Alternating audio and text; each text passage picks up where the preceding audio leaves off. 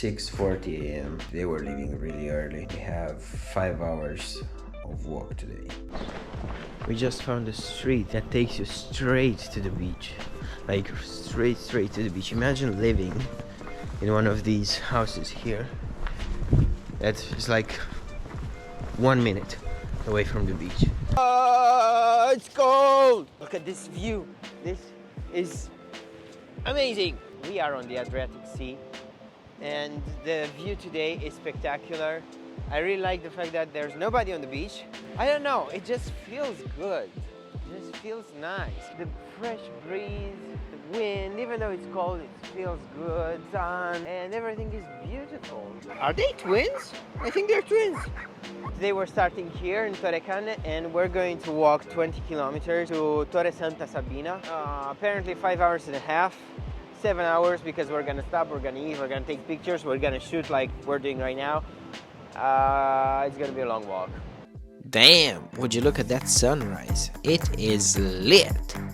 Anyway, this is how we started our third day of our journey on the beautiful beaches of the Adriatic Sea with an amazing sunrise and quite a lot of energy, not knowing what was about to happen. Don't talk, you're still punished. Look how many mussels around here.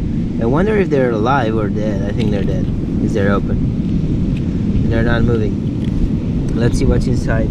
These mussels were more dead than alive. Usually you cannot even open them. I don't know what happened, but I guess this is nature.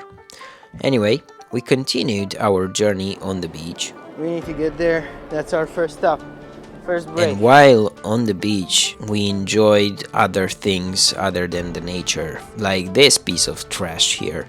This is what we're doing to our planet. We throw garbage into the sea and the sea brings it back in the winter.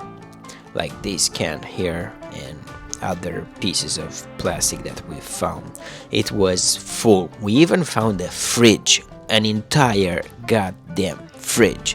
Oh hey doggo, how are you? Look at you cutie.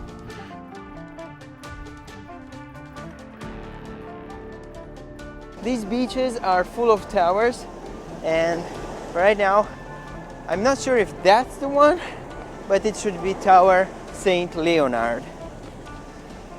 There are many towers along the coastline of Puglia, and they are a structuring element of the Apulian territory and the whole territory of what was the Kingdom of Naples. Most of them were built by the Aragonese between the 1400s and the beginning of the 1500s when Turkish raids in Apulia pushed the Spanish to more effective systems of defense. During the 18th and 19th century, as defensive needs became less important, the towers were sold or given in concession to private individuals. And to this day, the Tower of San Leonardo is still private property. It's 10:25, time to go. Looks like we've reached an obstacle. Do you want to swim? Yep. Maybe we can go around. Today's animal is a duck. I got soaking wet. My feet are wet and very cold right now. That's gonna be uncomfortable the whole way.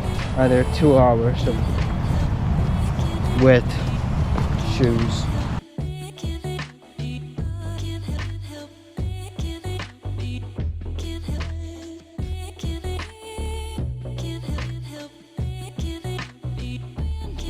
See all these holes here? These holes were created by water over very long periods of time, like hundreds, thousands of years maybe. We have reached Villanova di Ostuni, a nice little city with a nice little port.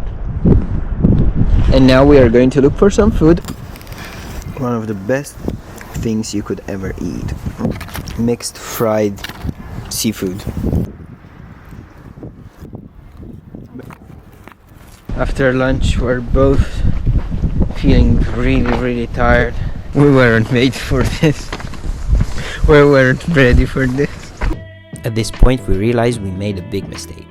You see, there are two routes from Torre Canne to Torre Santa Sabina, a 30 kilometers one that goes on the mainland and a 19 kilometers one that goes on the beach. We wanted to take the 19 kilometers one and walk on the beach to enjoy the sun and the sea and to walk a shorter path basically, but we ended up walking 30 kilometers anyway. We didn't actually check the distance on Google Maps between Torre Canne and Torre Santa Sabina. I don't know what happened, and I don't want to blame the Via Francigena app, but you should always double check distances with Google Maps and other maps or whatever. Just make sure that the distance an app indicates is the actual distance, because we walked 10 hours instead of 5, and at the end of the day we were dead. We've been walking more than 20 kilometers today. My app says we've been walking at least 23, and we haven't even reached the destination point. We're losing light and we have no idea where the fuck are we. We've reached civilization after a really long walk. It's been a fucking long way. Alright people, this is where we end the series on Via Francigena. The rest of the day went a little bit like this. We ended up at the Airbnb and we were so tired that we just went to sleep. At some point I was feeling so exhausted that I wasn't even falling asleep. Anyway, it was an amazing journey and I highly recommend it. The nature is absolutely fantastic. There's a lot of stuff to see. If you have more time, there's a lot of stops. There's archaeological sites, there's natural parks, there's an incredible amount of beautiful places, and I highly suggest it. If you do end up on Via Francigena, let me know and DM me, do whatever you want to do, and you'll see me in the next one, maybe with some POV photography stuff or whatever. See ya!